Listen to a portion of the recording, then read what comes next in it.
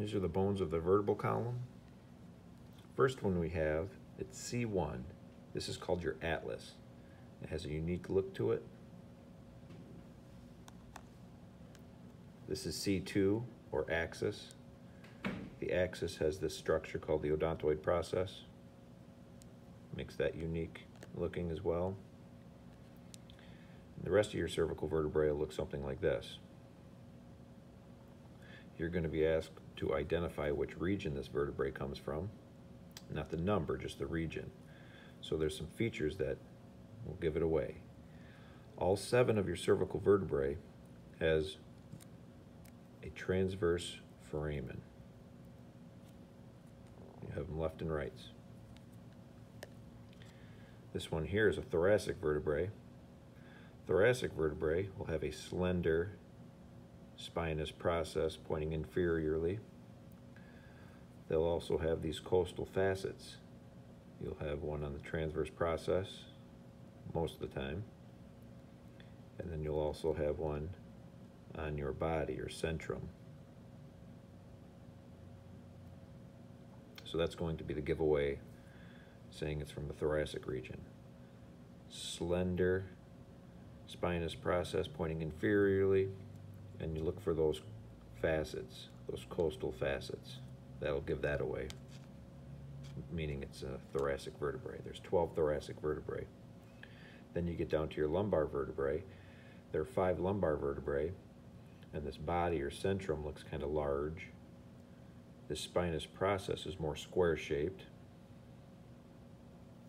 Also, another identifying feature is, what is it missing? It doesn't have any transverse foramen. It doesn't have any rib facets.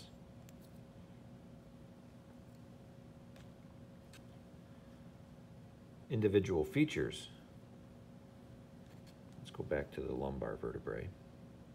So we have a superior articular process, superior articular facet. The facet's the part that joins another vertebrae, if you have an articulation or a joint.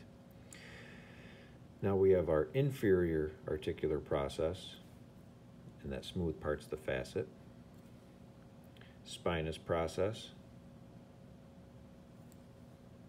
Transverse process. You'll have a right and a left transverse process. The lamina.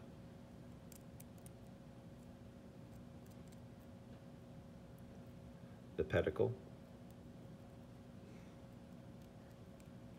And when I look at this, this is the body. I think of this as a house shape. The walls of the house are the pedicles. The roof is the lamina.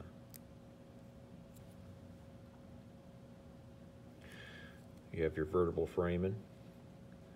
That's where your spinal cord is going to go down through. And then you have your intervertebral foramen. So you get 2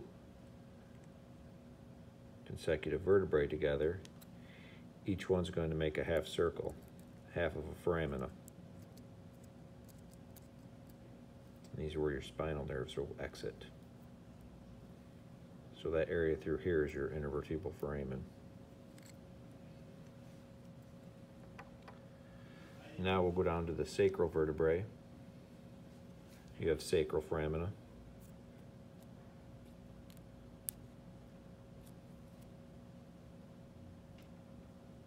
Next on our list is your sacral promontory.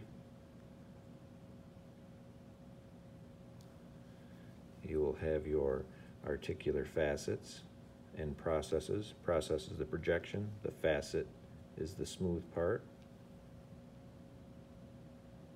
And then you'll have your ala. You can also call that the wing.